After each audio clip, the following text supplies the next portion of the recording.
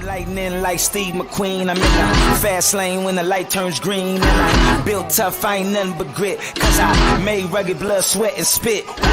Yeah, like a horse I fly. Better push yourself in for a bumpy ride. I like to play hard, but I work harder. And I weather the storm cause I'm built stronger.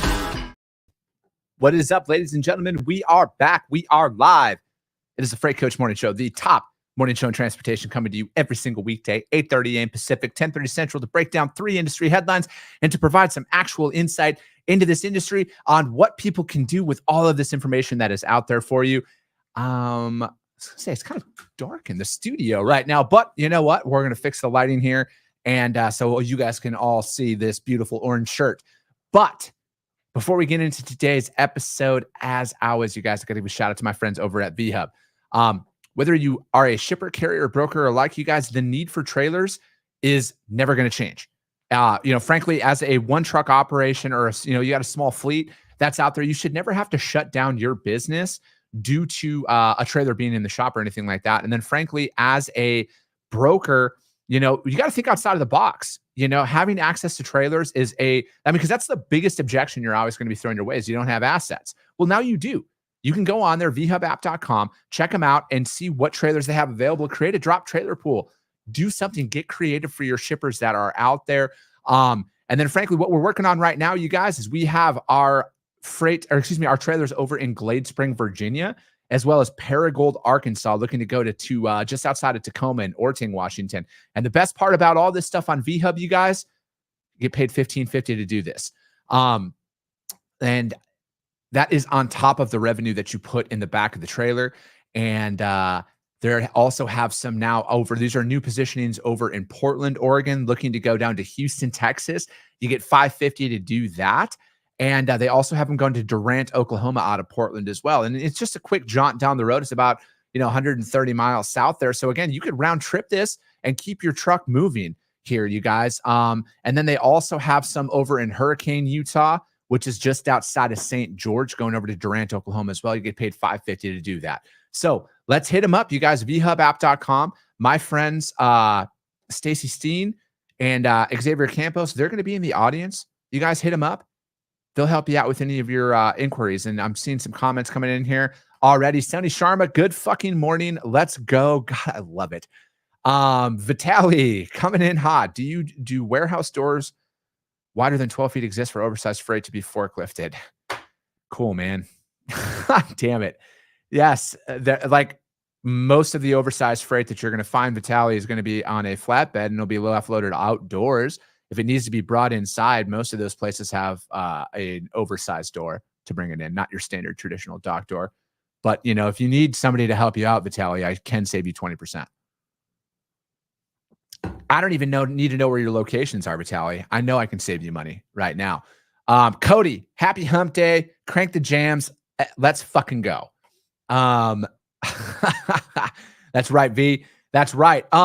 Hey, guys, we're at day 93 of the Freight Coach Tally. As always, you guys, that is a subtle reminder that there is a truck parking issue as well as a facilities issue that is out there in the industry. And again, as always, I need I see both sides of the fence, but I think that for us to improve this industry and continue to push this industry forward, we have to stop treating the symptoms and we have to start looking at what are the root causes on driver retention, what are the root causes on technicians out there as well, you guys. Like, that's just another piece of the puzzle here.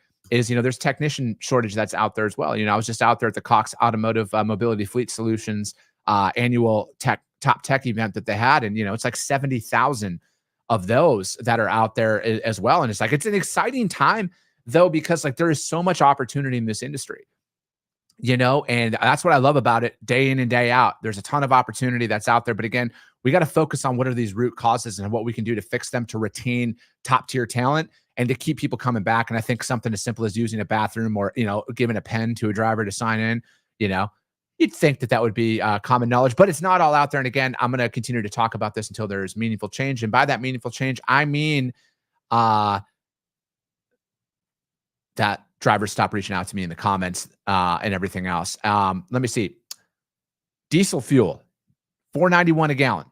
Here's your just subtle reminder that they're pouring gasoline on the fire for you. Yes, it has dropped, and that is always a good sign that fuel is dropping, but it's No room for celebration because it's still up at historic highs overall. I get all of that information from the EIA.gov. And, shout out to my friends over at Trucker Tools, you guys. They, on their app, which is free to drivers, you can pull that up there and see where the most cost-effective fuel is throughout your transit.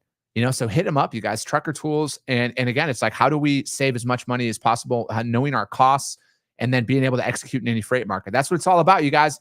We want to keep people in business on this. That's what we're doing every single day, is put out best practices for people to stay in business and everything else. Let me see here. I wanted to pull up. So I was, I don't know, my friends over at DAT, they do a weekly market report every Tuesday. And I usually tune into that Tuesday mornings. And yesterday they had the reefer freight. They were talking about this. They talk about all modes, but I wanted to break this one down, and I'm going to start tying this in every single week as well about, like with a lot of the information that's out there. And then, it goes on to say, and this is from DAT's blog. If you just go to DAT.com, let me see here. Produce season's in full swing, and the peak harvest season is in August. And that's the thing, you guys. Another thing is harvest time. For all of you non-country growing up people like I do, August, September is harvest season. Let me see here. According to field reports, this year's harvest should produce good yields. However, the increased production costs are a real challenge. David Cook, he handles logistics and sales for Rice Lake Farms in Grant, Michigan, and said transportation continues to be a real issue in the produce industry. Trucks are now available, but pricing has risen 40% over last year. It's a free market situation, so the market finds itself. Growers tell me that.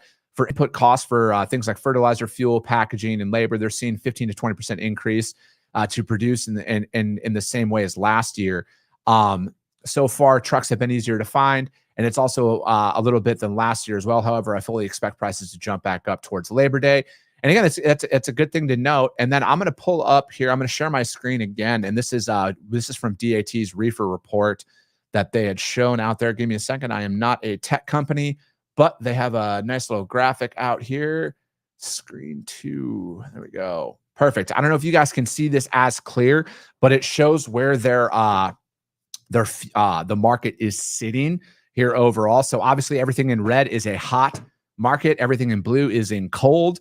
So again, this is a good way for you as a driver. For example, if you're out there planning out your routes, and then hell, as a broker too, this is going to help you win more business. Cause it's like, hey, at the end of the day, outbound California might be very, very hot, but the destination city in Arizona is terrible. So that means that the rates are going to be higher going out there, right? Because that's how most drivers look at this, is they got to see where their reload is going to be putting them in, what kind of freight market that is. So again, it's like you're going to want to price that. And I mean, it's like you look at the state of Texas alone, like there's like 7 different freight markets in the state of Texas just for reefer freight up there. And then for me, it's like, you guys got to look at this stuff, and this is how you price out your freight. Like, I'm never going to sit up here and tell you guys, price this, do that, because every freight market's different, but this is how I would read it. And then frankly, if your customer's sitting here and saying like, hey, we want a longer term pricing solution that's out there, your data is everything. 30, 60, 90-day freight cycles are going to tell a very interesting story out there. Osteen, go to DAT.com. That's where all this information is. And DAT is not a sponsor of the show or anything like that. I just like their information. I have Dean on here a lot and Ken Adamo on here a lot. And this is what, but for here, if I'm looking at this right now, I'm going to look at outbound Texas and see this and know that, if my freight's going up into Kansas City, you know that you can put a competitive rate on there because there's a hot freight market that's coming out of that. And it is also, if I'm picking up in, say, Oklahoma, where it's a cold freight market going into a hot freight market as well, pay attention to these patterns, you guys. This is going to help you bid out more competitive rates and not like bid out and drive the prices down on drivers or anything like that. But this is going to help you secure more business in the long term. And again, you guys, rate per mile is only a small portion of this. All right. I want you guys to remember that. Price is such a small portion of this because you got to price it to actually move it. And most customers who are out there, they know this as well. They know when your rate is extremely cheap and everything else. So it's not always the best case scenario for you to go in there on the cheap just to win their business, and I understand that business is earned and it takes a little bit of time for you to get in the door. And, but like rest assured, once the freight starts moving, like that's when the real work's always going to start. And you don't want to price yourself out to where you're a loss leader or anything like that. You need to find that perfect balance, and that's going to come in volume. The reality is you onboard customers, the first couple of loads are going to be break even, because you're figuring out the freight markets at the end of the day. And that's why, like I preach all the time, you guys working in a singular freight market to build up your book of business, because you become so efficient in your pricing and capacity planning that way. Like there's just no point in trying to be the best at everything and going out. There's just too much freight that moves in the market for you to even be remotely concerned about any of that stuff. Let me see here. Now, how about we break into some articles here and check out what we got going on? First article, JOC.com. My friends over there, Bill Cassidy, William Cassidy, he's been on the show as well. He put this one out there of U.S. warehousing demand shifting inland. So this is pretty good news. And frankly, it's like, how is this going to affect your business as a broker or carrier? So it goes on to say, warehousing and distribution demand is surging across the U.S., most notably in inland markets fed by U.S. ports. Industrial developer James Lang LaSalle said Tuesday Jones Lang LaSalle, JLL, said Tuesday, the surge of imports has led to higher inventories in the second quarter is fueling demand for logistics and distribution space in Chicago, DFW, Houston, Indy, Phoenix, and Eastern and Central PA. Those were the markets with the highest year-to-date net rates of absorption for new logistics and distribution space, according to the JLL second quarter industrial outlook. Many of the same markets, with the addition of Atlanta and California's Inland Empire, also had the highest rate of new construction in the first half of the year. Let me see. While a growing, couldn't hide that one. My bad. While a growing pipeline and overbuilding may spark concern, the industrial market will benefit from the additional supply, especially as some markets see 1% vacancies. JLL said port markets, including Savannah, California's Inland Empire, LA, New York, New Jersey, saw vacancies stay below 2%, pushing overflow demand and development to adjacent markets. And then much of the heat around tenant movement is attributed to the influx in inventories being delivered. So again, what does this all mean? For me personally, this is going to be new shipping lanes. This is going to be new opportunities. You're going to start seeing a lot of customers coming to you with requests about newer areas, and they're trying to find out where's going to be the most cost-effective warehousing solution for themselves as well, especially if they've been traditionally in a certain market. And now they're forced to go outside of that.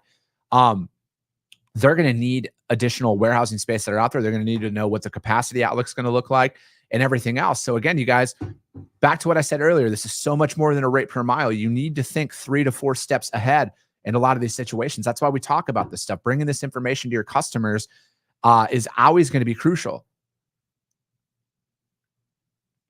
Let me see. New inland routes. It goes on to say the widespread demand and growth of inland distribution centers, just with higher inventory levels, but changing distribution patterns that are out there, the activity is driving demand higher in locations that are formerly were secondary markets, but are now gaining importance. Austin, Texas, Jacksonville, Florida are growing, fed in part by demand generated by the shift of containerized imports from LA and Long Beach to East and Gulf Coast ports, such as Houston and Savannah. Nashville, Tennessee, which is close to Memphis, is one of the markets that is getting hotter. Nashville has arguably emerged as a leading speculative industrial market in the southeastern region, the central location.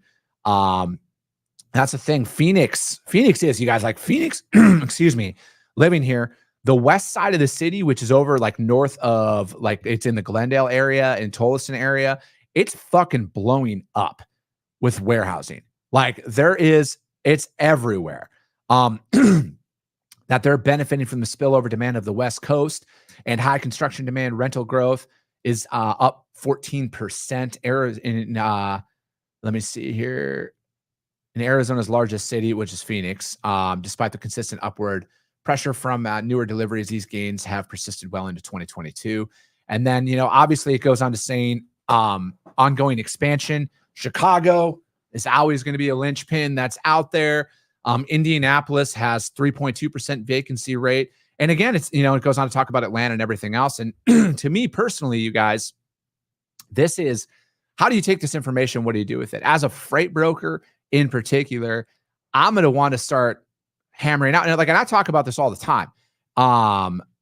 This is everything to do with future planning with your customers, because if the traditional freight markets, and again, this is why I talk about this frequently, you got to go to the secondary markets. That's where all of the opportunity is, because all of your competition out there, you guys, is all going for the exact same freight. All right. Hate to break it to you. Everybody's great in Atlanta. Everybody's great in Dallas. Everybody's great in LA. But frankly, that's what a lot of people go after. They want to be in those freight markets. Yes, I would take that freight if I was a broker and a customer said that, but I want to get in the markets that nobody's operating in. I want to get in the freight markets where I know people aren't calling on. And if they are in those markets, they've quoted themselves out of those markets, because that's just a whatchamacallit, a worst kept secret is that people overbid on freight so they don't have to move it, and I'm just speaking from experience, because, out of the 3 truckloads I've moved in my career anyways. Let me see here. But again, let me see. Paul, this is from the JOC, U.S. warehousing demand, shifting inland at joc.com. Hit it up. And, with the links, you guys, all the links to all of these articles, since this has been brought up a couple of times this morning, all the links are put up in the Freight Coach YouTube channel. So if you're not over there, go over to the Freight Coach YouTube channel and subscribe on that. And then all the links for all these articles that I break down every single day will be listed in there, as well as the Coffee with the Freight Coach podcast, which is on iTunes and Spotify. All the links are in the show notes as well for those. So click on that, subscribe, and share that stuff out too if you're over there. Do me a favor on that one if you could. Let me see here. Drew Driscoll, good morning. Happy hump day. Casey, looks like Zach Williams got me at 4. Bill's got me at 6. I love that the F-bomb tally is a thing. You have no idea how happy this makes me. Zach, what's going on? He's with my friends over at SPI Logistics.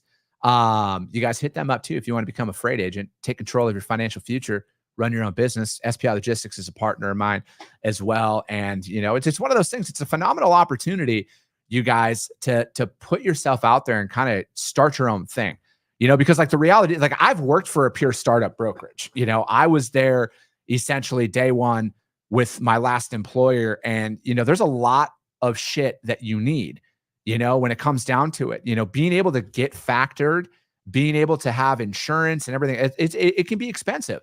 There's no joke. Going into business for yourself it's an investment and everything, but there's alternatives that are out there. If you don't want to deal with the headache of being told that you're too new, we don't want to deal with you, because I dealt with that. You can hit them up, spi3pl.com. Hit up Zach. He'll help you out. He'll push you in there.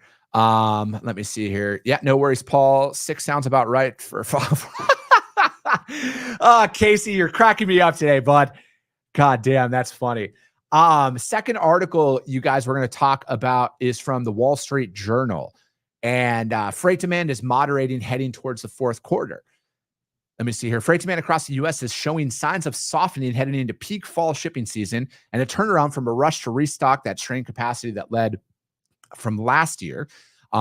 Freight rates are pulling back from historical highs, according to trucking sector measures, and executives say the flood of shipments from retailers and manufacturers is flattening out and even falling in some markets as high inflation and shifting consumer buying patterns have left companies overstocked. The closely watched Cass Freight Index, which measures shipping demand in the U.S., declined 1.7% from June to July, the second straight month-to-month drop. The index released on Monday edged up 0.4% from a year ago, but remains barely above its levels in January. Freight rail volumes are also flattening, declining 2.6% overall in the first week of August from the same week last year after barely growing in July, according to the Association of American Railroads. Intermodal traffic, let me see, was down 3.4% year over year last week. And we've seen a weakening due to the shift in goods from consumption into services instead of goods, said Avery Weiss, and he is a vice president, or she, excuse me, I don't know if Avery is a man or a female, a vice president at freight research firm FTR Transportation Intelligence. Again, it goes on to say the push by retailers to replenish depleted inventories, the have to ship to online consumers Let me see. Skyrock Trucking executives say the surge has waned, even though growth has pulled back. Mark Rourke, who is the CEO of Schneider, said July 20th investor earnings call that the market chaos over the past 2 years is moderating. It's good to know that another company who rocks orange is also saying that as well for the past couple of months. Just saying. Shipment counts at Thomasville, North Carolina-based Old Dominion, one of the largest U.S. truckers, has been growing double-digit pace, but expanded only 2.8% out there. I would say that it's a little bit below our normal seasonality, said the CEO of Greg Gant over there. But again, it's freight volumes, you guys. Like, I'm never going to sit up here and say that like there isn't a change happening or anything like that. But to me, it's like a lot of this information that's out there all comes back to the fact that freight's going to move. You know, like it doesn't matter what you see out there from an overall standpoint. Somebody's going to be moving it. And how do you get it to where your customers and your carriers alike never find it out to the load board? Never make it out there to that elusive spot market that everybody loves to overemphasize on as being the fucking end all be all of there, because it's not the end all be all. It's such, yes, it's a part of the industry, but the spot market is such a small sector and people only bang the spot market drums in market shifts. They don't fucking talk about it when people are making money on it. That's because when people are making money, nobody gives a shit, right? But fact of the matter is, there is a way to get your customers into a contracted basis without actually signing a contract. Goes against unconventional thinking in this industry of just taking a load and posting it on a load board. But if you work for it, you guys, a lot of the volatilities that we find ourselves in will never or very rarely present themselves. DAT, let me see. They go on to say in the Wall Street Journal article, Matches Trucks, the spot market said that posted loads on its platform fell 26% from June to July and another 11% in the first week of August. And the truckstop.com said its index of market demand fell for the 8th straight week over week. Let me see. The average rates to the dry van sector, the tractor trailer operating at the heart of the trucking business, fell this week to $225 per mile, excluding fuel, which is the lowest level since February of 2021. Bob Bisterfield, who is the CEO of C.H. Robinson, if you guys haven't heard about them, let me see. And this is what I like, because like Bob, I follow Bob a lot. I actually pay, if there's any executive out there that I follow a lot is Bob with C.H. Robinson, because I just love his no bullshit approach. I love that the CEO of the largest freight brokerage in North America just spits truth. He's not really hiding anything. At least that's my perception of the guy. I've never met him, never talked to him. He'll probably come on here one day though. Just wait and see. But you know, and as he said, he thinks that we're starting to find normal again. And I think we're all used to the chaos of the past couple of years, and it kind of feels a bit scary. We're not sure if it's recessionary or if it's just we're getting back to a place of normal distribution. And I would say I agree with C.H. Robinson's stance on that. That's my general sentiment. And, you know, it's that they also said that they're halting their aggressive hiring practices. Should we see any economic conditions, or more specifically, other results change significantly, then we take additional steps on the headcount, but it's not part of their base plan right now. Again, that's from the Wall Street Journal, you guys, wallstreetjournal.com, WSJ.com. Freight demand is moderating heading towards the fourth quarter. Let me see here. Going home, dude, Lewis, that's what's up, man. Fucking right, dude. 5,500 miles in 7 days. Dude, you guys need to hit Lewis up. He's out of Indianapolis, Indiana area. Hit him up, you guys. He's a good dude, one truck operation, building out his American dream. You guys need to fucking work with him a lot. And then Sonny, there you go. The fuck count just increased by 2. That's 3, technically. See, now I'm all thrown off. Now it is. I do absolutely love the fact that the fuck tally is a thing. Let me see here.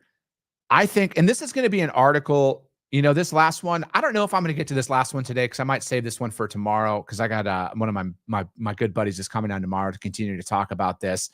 But, you know, I think with what we're seeing right now, you guys, the year is going to be, again, it's going to be moderate. I think it's going to be, there's a lot of leveling off that is going to happen. And to me, it's like, it's just a comparison with the fucking fuel prices, right? Like, I'm not saying that it's not great that the fuel price is coming down, but it's like, when you have historic highs that are out there and they held for as long as they did, and then when it starts to drop, it's not like a cause for panic at times. Yes, it sucks, but like it's always down to what is the best way to go about operating in any freight market. Because frankly, you guys, your customers don't care. All right. Like yes, they need this information. You need to present market shifts to them. But if you're going to them and saying, hey, the market's changing, and then you're not providing a solution, why the fuck are they going to want to work with you? You have to be prepared to operate literally at the highs and the lows of this. You're going to make money at times. You're not going to make money at times. That's the cost of doing business. But you need to set yourself up for as much stability as yet you possibly can. And, you know, to me personally, this is never going to be a greater time in the freight market than these next probably 6 to 8 months for opportunity.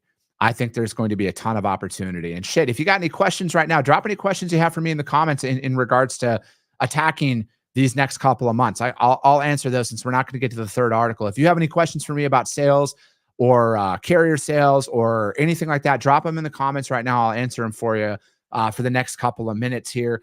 Because again, like I know that at the end of the day, for some of us who are in this industry, whether you've been in this industry for a long time or not, market shifts are never easy to navigate through.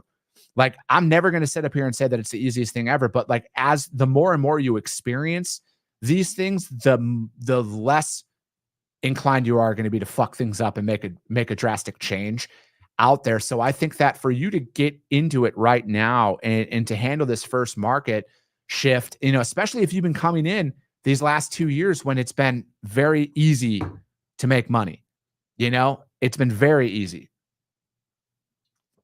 And I think personally, this is like what you're going to be finding, you guys, is how a freight market normally operates. All right. Because these last couple of years, when rates are sky high, anybody can fucking book a truck. All right. Anybody can post a load up there, get a quote from a carrier, and customers are going to pay it, and you're going to make money. Right. But the real fucking players, the people who have been around, who've seen market shifts year in and year out, they're swimming right now. They're swimming and they are fucking thriving right now because this is how the market generally is. All right. There are so many additional factors that are in this besides just a rate per mile, you guys. And this is just time and time again what I'm talking about. Like just the second article that we broke down about shifting warehousing. You know, that's a fucking massive opportunity. I almost want to start brokering freight today so I can go and call every fucking warehouse in these secondary cities that are about to become primary cities. You guys got to pay attention to these things. You got to pay attention to these freight patterns that are out there. And if your leadership isn't teaching you how to read a freight market, you might want to ask them, how do I read a freight market? Because it's very imperative that you guys take this information and get your base laid, because you guys, like there's just a ton of opportunity that's out here. There's a ton of opportunity, and I don't want to see anybody out there miss out on what is going to be in front of them. But yeah, and you know, obviously we didn't get to the third article today, and that's fine. We'll break it down tomorrow because I got my man Adam Wingfield is going to be joining me tomorrow. He's somebody that he's with Innovative Logistics. If he's out there, if you're not following him, you need to connect with him. Innovative Logistics, follow them. I get everything I need from a trucking perspective from him directly. Let me see here. Bill, advice for a new broker in LA.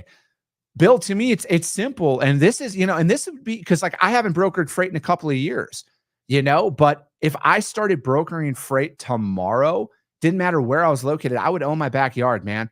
I would start small with it because nobody needs help on cross country, 20,000 pound first come first serve shipper and receiver, you know, perfect loads. They don't need help with that stuff, man. I would own the LA market if I were you. I would own local freight. Didn't matter if it was dry van, reefer, but I would choose one, man. So if you're new, choose one freight type and go after a couple of lanes, man, and then just get dialed in on those, because you guys got to realize how big this market is. Like there's lanes that are moving right now that are like moving for $4 or $5 a mile still. All right. Think about that. Like there is a ton of freight that's out there, and you need to hyper focus on it. If you're new, you need to focus on a small region, a one freight type, and then just have the same conversation time and time again, Bill. It's going to help you. You're going to be able to identify when you're talking to your prospects and your customers, you're going to be able to identify who is, who's interested and who's not. And that's what the thing is we just got to shorten that sales cycle as much as we possibly can. And I think that practice through repetition for you right now is going to be key on having that same conversation time and time again. I think you'll find more advancements in your prospecting that way. But that's it for today, you guys. The Freight Coach Morning Show. We're the top morning show in transportation. We'll be coming to you live every single weekday, 8:30 a.m. Pacific, 10:30 Central, regardless of what I got going on. I'm dedicated to showing up for you guys each and every day. If you find value in this, do me a favor, you guys, share the show. All right, that's how this is all going to continue to grow. Share the show out there, because if you see value in it, your network's going to see value in it as well. But that's it for today, you guys. I appreciate you guys all so much, and we'll be talking.